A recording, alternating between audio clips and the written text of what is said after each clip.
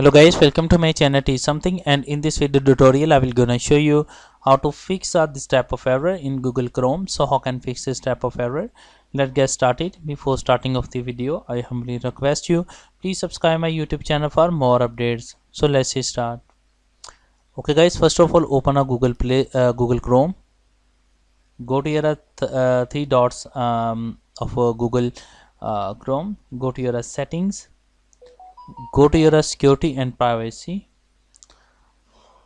After doing this stat, click on cookies and other sites. Scroll down and find out see all site data permissions. Now after that click on clear all data. So click on clear. Now after clearing that, close it.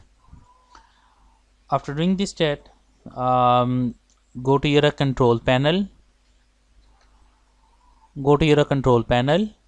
And after doing this stat, go to your network and click on network and sharing center. Click on change adapter settings. Select the adapter which is used to connect to your internet and go to your properties.